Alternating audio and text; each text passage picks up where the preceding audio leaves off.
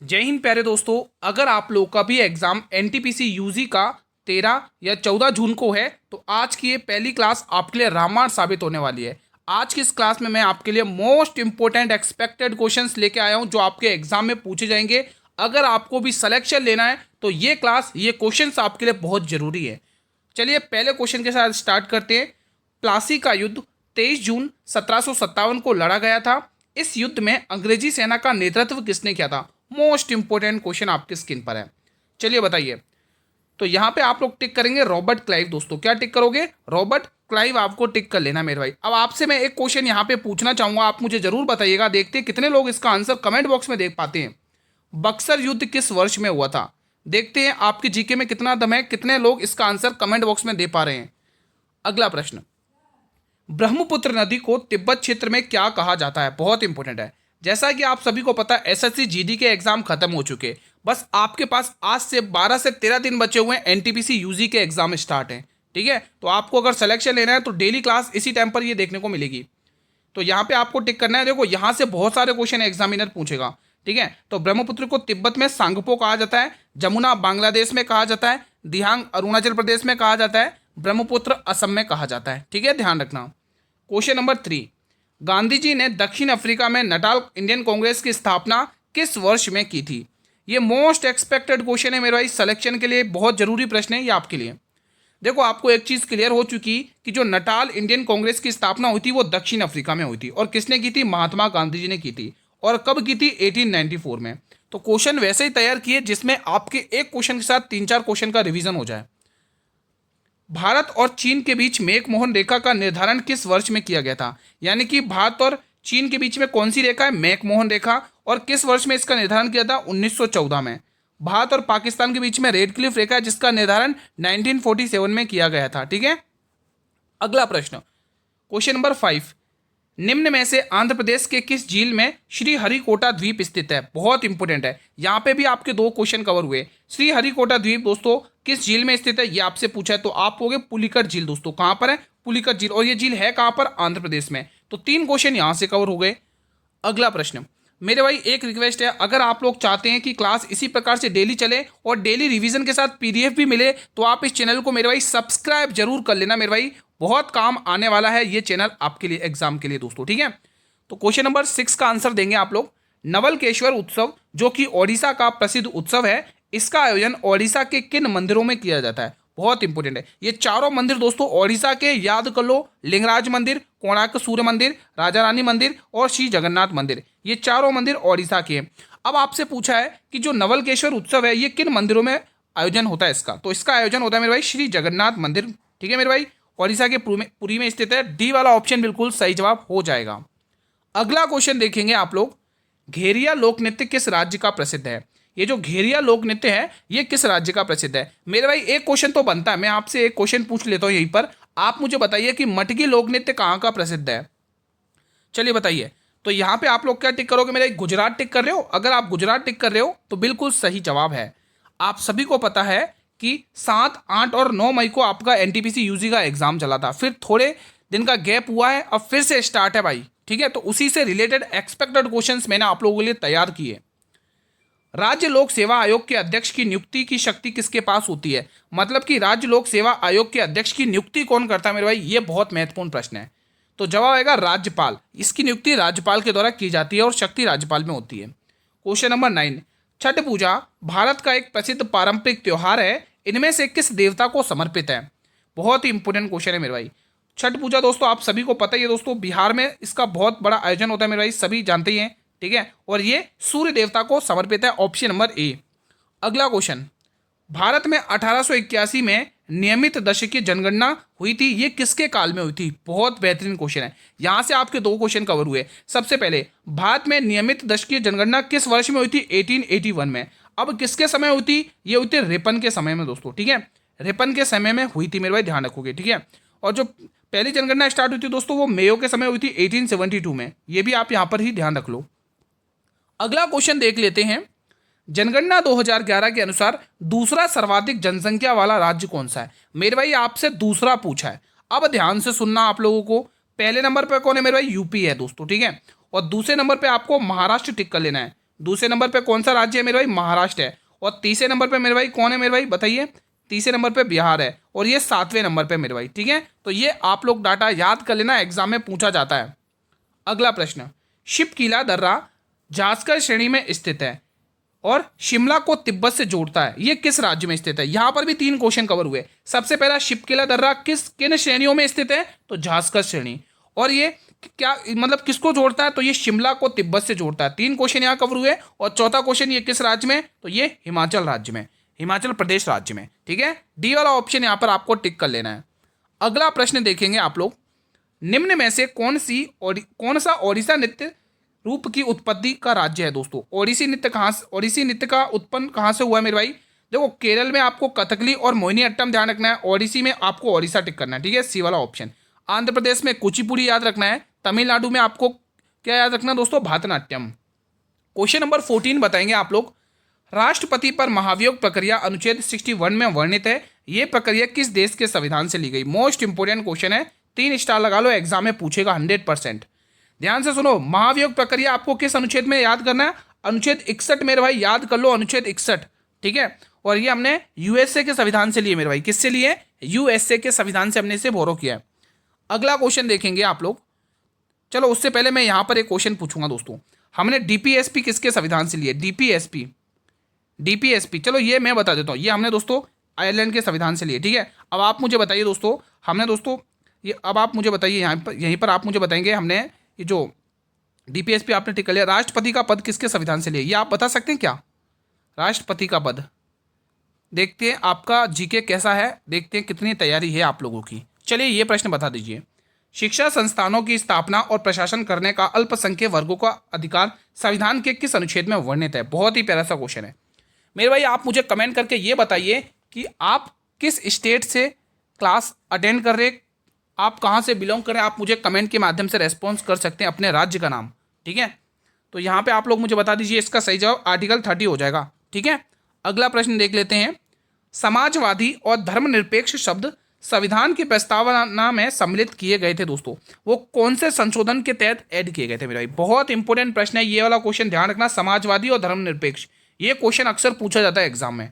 तो 42वां संविधान संशोधन 1976 आपको टिक कर लेना है।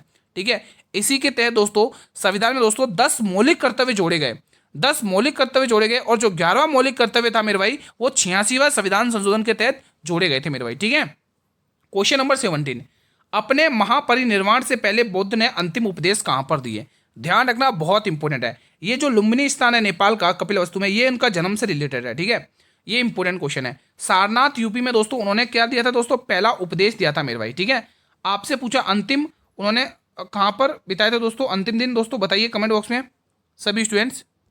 तो यहाँ पे आपको क्या टिक करना, अंतिम उपदेश कहाँ दिया था? सारनाथ में ही दिए थे, ऑप्शन नंबर सी। ठीक है, जिसको बौद्ध धर्म में महापरिनिर्वाण कहा गया। देखो पहले देखो, अभी मैं एक इंपॉर्टेंट बात बता रहा हूँ। देखो, जब उन्होंने गृह त्याग घटना थी उनकी जो, उसको बौद्ध धर्म में महाभिनिष्क्रमण कहा गया। जब उन्हें सारनाथ युति में प्रथम उपदेश दिया था तो उसको धर्मचक्र परिवर्तन कहा गया। लेकिन जब दोस्तों रुको लेकिन जब उन्होंने दोस्तों मोक्ष की प्राप्ति हुई थी, तब दोस्तों उस धर्म घटना को महापरिनिर्वाण कहा गया। महापरिनिर्वाण से पहले बुद्ध ने अंतिम उपदेश कहाँ पर दिए थे? अंतिम उपदेश कुशीनगर में दिए थे भाई। ये सारनाथ मैंने गलत टिक कर दिया, माफ़ी चाहूँगा। ठीक है, यहाँ पर कुशीनगर टिकना है, कुशीनगर टिकना, माफ़ी चाहूँगा दोस्तों, मुझसे गलती हुई है, माफ़ी चाहूँगा इसके लिए मैं। ठीक है, कुशीनगर यूपी टिकना है। इसी घटना को बौद्ध धर्म में महापरिनिर्वाण कहा गया। ठीक है, ध्यान रखेंगे आप लोग। अगला क्वेश्चन, जैन धर्म के 24वें और अंतिम तीर्थंकर वर्धमान महावीर हैं। कौन है? वर्धमान महावीर, इन्हीं का नाम है। और इनका जन्म 6ठी शताब्दी में हुआ था। कब हुआ था? 6ठी शताब्दी में। और कहाँ पर हुआ था? तो याद रखना, कुंडवल वैशाली में। ठीक है, बिहार में हुआ था। Option number A will be the right answer. अगला प्रश्न, हीराकुड बांध किस नदी पर बनाया गया मेरे भाई? बहुत इंपॉर्टेंट है। और हीराकुड बांध मेरे भाई ध्यान रखना ओडिशा में है। ये इंपॉर्टेंट क्वेश्चन बनता है एग्जाम में। ठीक है, और ये बनाया गया था दोस्तों महानदी पर। किस पर? महानदी पर, नर्मदा नदी पर सरदार सरोवर बांध बनाया गया। याद रखना, एग्जाम में पूछा जाता है। किसके काल में 1853 में प्रथम रेलवे लाइन बंबई से थाने के बीच बिछाई गई थी? मतलब कि बंबई से थाने के बीच में बिछाई गई थी दोस्तों प्रथम रेलवे लाइन 1883 में। ठीक है, 34 किलोमीटर चली थी, 34 किलोमीटर चली थी। और दोस्तों किसके शासनकाल के समय? डलहौजी। ठीक है दोस्तों, डलहौजी आपको टिक कर लेना है मेरे भाई, इंपॉर्टेंट क्वेश्चन बनता है। ठीक है, इसी इसी इसी ने दोस्तों व्यापकता का सिद्धांत लेके आया था, हड़प नीति यही लेके आया था। अगला क्वेश्चन, निम्न में से कौन सा रोग विटामिन सी की कमी से होता है? बहुत इंपॉर्टेंट क्वेश्चन है, ध्यान रखना। ये विटामिन ए की कमी से होता है, रिकेट्स विटामिन डी की कमी से होता है, एनीमिया विटामिन B6 की कमी से होता है। ठीक है, तो ये ध्यान रखना। स्कर्वी रोग दोस्तों आप लोगों को टिक करना है ऑप्शन नंबर ए, जिसमें मसूड़े में ब्लडिंग वगैरह आ जाना, ये सब। ठीक है, रतौंधी आप सभी को पता है, जिसको नाइट ब्लाइंडनेस भी कहा जाता है। माउंट एकांगुआ एंडीज पर्वत की सबसे ऊंची चोटी है। ये पर्वत किस महाद्वीप में स्थित है? आपको ये चीज तो पता चल गई, माउंट एकांगुआ जो चोटी है ये एंडीज पर्वत की सबसे ऊंची चोटी है। किस पर्वत की? एंडीज पर्वत की। अब ये दोस्तों पर्वत आपको देखने को मिलेगा दक्षिण अमेरिका में, यानी डी वाला ऑप्शन टिक कर लेना है। भाई सारी चीजें क्लियर हैं, अच्छे से रिवीजन हो रहा है आप लोगों का, तो मैं आपसे एक ही रिक्वेस्ट करूंगा, ये बटन दबा के मुझे आप रेस्पॉन्स तो कर दो कि सारी चीजें क्लियर हैं। आप सभी से रिक्वेस्ट है, वीडियो को लाइक वगैरह जरूर कर लेना। भारत के राष्ट्रपति को पद की शपथ कौन दिलाता है? बहुत ही इंपॉर्टेंट क्वेश्चन है, 3 स्टार लगा लो, एग्जाम में पूछा जा सकता है। तो ध्यान रखना मेरे भाई, भारत के राष्ट्रपति को जो शपथ दिलाता है मेरे भाई, वो है भारत के मुख्य न्यायाधीश, ऑप्शन नंबर डी। और जो दोस्तों जो राष्ट्रपति का जो न्यूनतम दोस्तों आयु होती है दोस्तों बनने के लिए, तो 35 वर्ष होती है। कितने वर्ष के लिए? 35 वर्ष।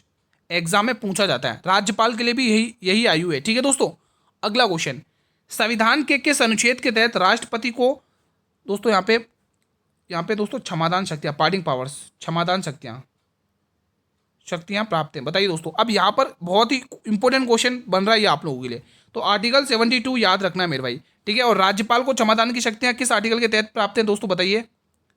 राज्यपाल का अगर पूछेगा तो राज्यपाल का आपको 161 आर्टिकल ध्यान रखना है, पार्डिंग पावर्स राज्यपाल की। ठीक है, अगला क्वेश्चन, प्रयाग प्रशस्ति की रचना हरिसेन द्वारा की गई थी, इसमें समुद्रगुप्त की तुलना किस हिंदू देवता से की गई? अब यहां पर ध्यान से सुनना आप लोगों को, प्रयाग प्रशस्ति जिसे इलाहाबाद स्तंभ लेख भी कहा जाता है, अब ध्यान से सुनना।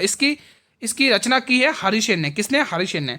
और इसमें ये जो प्रयाग प्रशस्ति लेके ये किस राजा से संबंधित है? समुद्रगुप्त से। ये 3 क्वेश्चन आपको एग्जामिनर यहां से पूछेगा। अब आपसे पूछ रहा है किस हिंदू देवता को, तो कुबेर आपको टिक कर लेना, ऑप्शन नंबर सी। अगला प्रश्न, अशोक के शिलालेख में कलिंग युद्ध का वर्णन है और उसके हृदय परिवर्तन की बात कही गई है। तो ये बड़ा इजी क्वेश्चन है, तो यहाँ पे आपको शिलालेख 13वां ध्यान रखना है। ठीक है, ऑप्शन नंबर डी। फिलहाल मेरे भाई अगला क्वेश्चन आपके स्क्रीन पर है, दिल्ली सल्तनत के किस सुल्तान ने दीवान ए कोही जो कि एक कृषि विभाग है इसकी स्थापना की है? मेरे भाई उसी ने सांकेतिक मुद्रा प्रणाली चलाई थी। उसी के शासनकाल में इब्न बतूता मोरक्को देश से आया था, जिसकी एक किताब थी किताबुल रहला। ठीक है, जी हाँ दोस्तों, मैं बात कर रहा हूँ मोहम्मद बिन तुगलक, जिसके शासनकाल के समय बहमनी साम्राज्य की स्थापना की थी हसन गंगू ने, और विजयनगर साम्राज्य की स्थापना की थी हरिहर राय और बुक्का राय ने। ठीक है, अगला क्वेश्चन नंबर 28 आपकी स्क्रीन पर है। आज दोस्तों ये पहली क्लास है, अगर आप चाहते हैं क्लास इसी प्रकार से चले, अच्छा वॉच टाइम आएगा, तो ये सीरीज आपके लिए कंटिन्यू रहेगी एग्जाम तक। आज पहला एक्सपेक्टेड पेपर है मेरे भाई। फतेहपुर सीकरी बुलंद दरवाजा इबादत खाने का निर्माण किस मुगल बादशाह ने करवाया था? भाई बहुत इंपॉर्टेंट क्वेश्चन है, मैं तो कहता हूं 3 स्टार लगा लो, इनमें से एक आध एग्जाम में टपक सकता आपके। तो यहां पे आपको अकबर टिक कर लेना, option number B will be the right answer. मेरे भाई जो फतेहपुर सीकरी है मेरे भाई, इसकी स्थापना अकबर ने गुजरात अभियान के उपलक्ष्य में की थी, ध्यान रखना। ठीक है, 1575 में गुजरात अभियान के उपलक्ष्य में। यहाँ पे मैं लिख देता हूँ, एग्जामिनर पूछता है इसीलिए। ठीक है, गुजरात अभियान। ठीक है मेरे भाई, ये क्वेश्चन एग्जाम में पूछा जा सकता है, तो ध्यान रखना आप लोग इस क्वेश्चन का। अगला प्रश्न देख लेते हैं, क्वेश्चन 29, बैटन कप जो हॉकी के खेल में दिया जाता है, इसका नाम किसके नाम पर रखा गया था? ये बड़ा ही शानदार क्वेश्चन है, तो इसका नाम श्री टी डी बेटन के नाम पे रखा गया था। अगला क्वेश्चन देखो, जो आपके 7, 8 और 9 मई को जो एग्जाम हुआ था अभी एनटीपीसी यूजी का, उसी को ध्यान में रखते हुए एक्सपेक्टेड उसी का एनालाइज करके क्वेश्चन तैयार किया मैंने। भारत की जनगणना 2011 ने 2001 की तुलना में जनसंख्या में लगभग कितने प्रतिशत की वृद्धि करी है? ये एग्जाम के लिए बहुत इंपॉर्टेंट क्वेश्चन है मेरे भाई। तो यहाँ पे आपको जवाब के रूप में टिक कर लेना मेरे भाई, क्या 17.5, क्या टिक करोगे? 17.5% वृद्धि दर्ज की गई है। गुप्त शासन के दौरान निर्मित अजंता की गुफाएं किस धर्म से संबंधित है? मोस्ट इंपोर्टेंट है, अब ध्यान से सुनना है आप लोगों को। अजंता की कुल कितनी गुफाएं हैं? कुल 29 गुफाएं मेरे भाई। कितनी? कुल 29 गुफाएं हैं, 29 गुफाएं। ठीक है, ये आपको ध्यान में रखना है। और यहीं पर दोस्तों एलोरा की गुफाएं अगर पूछ ले, एलोरा की गुफाएं कितनी है दोस्तों? एलोरा गुफाएं दोस्तों आपको 34 देखने को मिलेंगी। कितनी? 34 गुफाएं। कितनी? 34। और ये केवल बौद्ध धर्म से संबंधित है मेरे भाई, बौद्ध धर्म आपको टिक कर लेना, option number A will be the right answer. बढ़े अगले प्रश्न की तरफ। अगला क्वेश्चन आपकी स्क्रीन पर है। इल्तुतमिश, शमशुद्दीन इल्तुतमिश जिसे गुलामों का गुलाम कहा जाता है मेरे भाई, तुर्क ए चेलगानी मतलब कि 40 सरदारों का गठन को किस सुल्तान ने समाप्त किया? अब ध्यान से सुनना, शमशुद्दीन इल्तुतमिश ने ही दोस्तों तुर्क ए चेलगानी का गठन किया था मेरे भाई। अब क्वेश्चन ये पूछ रहा है आपसे कि इसको समाप्त किसने किया था मेरे भाई? जी हाँ दोस्तों, मैं बात कर रहा हूँ दोस्तों किसकी बात कर रहा हूँ, किसने समाप्त किया था ये? तो ये किया था मेरे भाई किसने? गयासुद्दीन बलबन, क्योंकि इसके बाद ही तो बलबन आया था मेरे भाई। ठीक है दोस्तों, इल्तुतमिश को गुलामों का गुलाम क्यों कहते हैं बताइए? कोई है स्टूडेंट जो मुझे बता सकता है? क्योंकि उसने दिल्ली को राजधानी बनाई थी, जबकि ऐबक ने लाहौर को राजधानी बनाई थी, इसीलिए। ठीक है, अब ये क्वेश्चन नंबर 33 आपकी स्क्रीन पर है। और दोस्तों एक और बात, इल्तुतमिश ने ही दोस्तों एकता प्रणाली की शुरुआत की थी। ये बहुत इंपॉर्टेंट क्वेश्चन है जो पूछा जाता है, मैं बताना भूल गया, याद कर लेना आप लोग। ठीक है, बेकिंग सोडा का रासायनिक सूत्र। देखो, रासायनिक सूत्र से रिलेटेड क्वेश्चन आपके एग्जाम में डेफिनेटली आएगा, तो याद कर लेना आप लोग। NaHCO3 आपको टिक कर लेना, ऑप्शन नंबर डी। अगला प्रश्न, निम्न में से कौन सा रंग प्रिज्म से गुजरने पर सबसे ज्यादा विचलित होता है? वो कौन सा रंग है जो प्रिज्म से गुजरने पर सबसे ज्यादा विचलित होता है मेरे भाई? तो वो रंग है मेरे भाई बैंगनी। कौन सा रंग है? बैंगनी रंग आपको ध्यान में रख लेना है। ठीक है, अगला प्रश्न भी देख लेते हैं। पुलिकली भारत के किस राज्य की लोकप्रिय नृत्य शैली है? मेरे भाई पुलिकली बहुत इंपॉर्टेंट, इसे दोस्तों बाघ नृत्य भी कहा जाता है। क्यों कहते हैं गुरु इनको बाघ नृत्य शैली भी कहा, बाघ नृत्य भी कहा जाता है? क्योंकि दोस्तों इसमें जो नर्तक होते हैं मेरे भाई, वो बाघ की ड्रेस पहनकर नृत्य करते हैं मेरे भाई, ये आपको ध्यान में रखना, मेकअप वगैरह करते हैं। ठीक है, तो ये दोस्तों केरल में प्रसिद्ध है, ऑप्शन नंबर ए आपको लॉक कर लेना है। अगला प्रश्न, सामा चकेवा लोक पर्व बिहार में मुख्यतः किस क्षेत्र में मनाया जाता है? मेरे भाई बहुत इंपॉर्टेंट प्रश्न है, बताइए आप लोग। तो ये मगध क्षेत्र में नहीं, पटना नहीं, भोजपुर नहीं, जवाब आएगा मिथिला क्षेत्र। यहाँ पे आपको डी वाला ऑप्शन लॉक कर लेना है। अगला प्रश्न भी देख लेते हैं, क्वेश्चन नंबर 37 बताइए। प्रसिद्ध हॉर्नबिल उत्सव भारत के किस राज्य में मनाया जाता है? शानदार प्रश्न है। अब यहाँ से आपको ध्यान से सुनना है, नजर हटी तो दुर्घटना घटी, ये सीन हो जाएगा, ये मत करना, ध्यान से सुनना, स्किप मत करना। हॉर्नबिल उत्सव सबसे पहले दिसंबर महीने में मनाया जाता है, पहला पॉइंट तो ये कवर करो। उसके बाद ये 10 दिन तक मनाया जाता है, कितने महीने तक? 10 दिन तक। दूसरा पॉइंट ये, ठीक है मेरे भाई, 1 से 10 दिन तक चलता है, 1 से 10 दिन तक मनाया जाता है। ठीक है, ये बहुत इंपॉर्टेंट क्वेश्चन है मेरे भाई। और ये कहाँ का फेमस, कहाँ का है? नागालैंड का है मेरे भाई। कहाँ का फेमस है? मैं अलग पेन ले लेता हूँ, कहाँ गया ये ब्लू पेन? नागालैंड का फेमस है, ऑप्शन नंबर डी वाला आपको टिक कर लेना है। ठीक है, चलिए मेरे भाई अगला क्वेश्चन भी देख लेते हैं। प्रसिद्ध पुस्तक द इनहेरिटेंस ऑफ लॉस के लेखक कौन है मेरे भाई? द इनहेरिटेंस ऑफ लॉस के लेखक हैं Kiran Desai. The God of small thing के लेखक कौन है? Arundhati Roy. The God of small thing. ठीक है मेरे भाई, तो ये क्वेश्चंस आपको याद रख लेना, एग्जाम के पॉइंट ऑफ व्यू से बहुत इंपॉर्टेंट क्वेश्चन है। ठीक है, तो यहाँ पे सी वाला ऑप्शन टिक कर लेना है। अगला क्वेश्चन देख लेते हैं, क्वेश्चन नंबर 39। भारत में स्थापित पहला राष्ट्रीय उद्यान कौन सा है? भारत में स्थापित पहला राष्ट्रीय उद्यान कौन सा है? तो जवाब आएगा जिम कॉर्बेट राष्ट्रीय उद्यान दोस्तों। ठीक है, उत्तराखंड का। ये इंपॉर्टेंट क्वेश्चन है, याद रख लेना, एग्जाम के पॉइंट ऑफ व्यू से महत्वपूर्ण प्रश्न है। चलिए मेरे भाई अगला क्वेश्चन आपके स्क्रीन पर आने जा रहा है। ये बताइए, भारतीय संविधान के किस अनुच्छेद में वित्तीय आपातकाल का प्रावधान है? बहुत इंपॉर्टेंट। चलिए बताइए, अब ध्यान से देखोगे, इसमें क्या है? राष्ट्रीय आपातकाल है। ये सारे आर्टिकल रट लेना आज की क्लास में ही, क्योंकि आपको एग्जाम में पूछेगा, ये मैं गारंटी के साथ कह रहा हूँ, 100% की गारंटी है। ठीक है, 356 में क्या? राष्ट्रपति शासन है, रट लो ये सारे क्वेश्चन अभी के अभी। राष्ट्रपति शासन बहुत महत्वपूर्ण प्रश्न है। ठीक है, और 368 में क्या? संशोधन प्रक्रिया, जिसको हमने दक्षिण अफ्रीका के संविधान से लिया है। ठीक है, यहीं पर लिख दूँ दक्षिण अफ्रीका के संविधान से लिया है, दक्षिण अफ्रीका। ठीक है, तो ये सारे फैक्ट याद कर लेना। ठीक है मेरे भाई, तो फिलहाल आपको सी वाला ऑप्शन टिक कर लेना है। अगला क्वेश्चन देखेंगे, भारत के मान्यवादी की नियुक्ति कौन करता है? बताइए, भारत के मान्यवादी की नियुक्ति कौन करता है? तो भारत के राष्ट्रपति इसकी नियुक्ति करते हैं मेरे भाई, ध्यान रखोगे।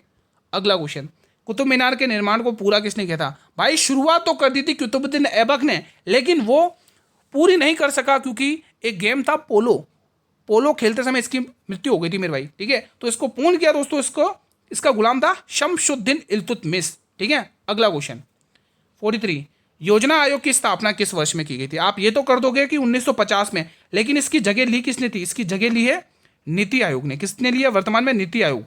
नीति आयोग ने इसकी जगह ली थी। अब आपको पूछेगा कब ली थी, तो 1 जनवरी 2015 आपको डेट याद रख लेनी है, ठीक है। अगला क्वेश्चन देखेंगे, सागा दावा किस राज्य का एक प्रसिद्ध बौद्ध त्योहार है? तो मेरे भाई ये इजी क्वेश्चन है, आप लोगों ने टिक भी कर लिया होगा, सिक्किम आपको टिक कर लेना है। अगला क्वेश्चन, भारतीय संविधान का कौन सा अनुच्छेद राष्ट्रपति को अध्यादेश जारी करने की शक्ति देता है? बहुत इंपॉर्टेंट क्वेश्चन है। इसमें मैंने आपको क्षमादान की शक्ति बता दी राष्ट्रपति की, ठीक है। अध्यादेश जारी करना आर्टिकल 1, 2, 3। इसमें दोस्तों राज्यपाल अध्यादेश जारी करता है, राज्यपाल अध्यादेश जारी करता है मेरे भाई, ठीक है। फिलहाल आज का सेशन मैं ये पर वाइंड अप करता हूँ। बताइए कैसा रहा आप लोगों का रिवीजन? अगर मेरे भाई मेरी तरफ से सारी चीज़ें क्लियर है, आपकी भी तरफ से क्लियर है, तो इस वीडियो को आप लोग लाइक जरूर कर लेना और हर एक उस स्टूडेंट तक शेयर कर देना जिनका भी पेपर अभी आगामी डेट्स में है मेरे भाई, ठीक है। अगर आप चाहते हो क्लास इसी प्रकार से चले, डेली पीडीएफ भी मिले आप लोगों को, तो आप चैनल को सब्सक्राइब जरूर कर लेना, बेल नोटिफिकेशन बेल को जरूर प्रेस कर लेना, ताकि आने वाले हर एक नई वीडियो का नोटिफिकेशन मिलता रहे। ये क्लास दोस्तों नोट कर लो टाइम, इसी टाइम पर डेली 8 बजे चलेगी। अगर इस क्लास में दोस्तों अच्छा रेस्पॉन्स आएगा तो मैं आपके लिए ये क्लास कंटिन्यू रखूंगा। अच्छा वॉच टाइम आएगा तो ये क्लास कंटिन्यू रहेगी डेली इसी टाइम पर, ठीक है। और भी अगर आप किसी भी एग्जाम की तैयारी कर रहे हो तो आप बेझिझक होकर मुझे कमेंट के माध्यम से रेस्पॉन्स कर सकते हो। कोई भी डाउट हो इस क्लास में वो भी आप मुझे कमेंट के माध्यम से बता सकते हो, क्योंकि एसएससी जीडी के एग्जाम खत्म हो चुके हैं।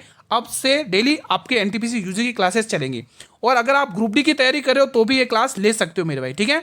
तो मिलेंगे कल एक और नए एक्सपेक्टेड पेपर में, तब तक के लिए जय हिंद, जय भारत, वंदे मातरम।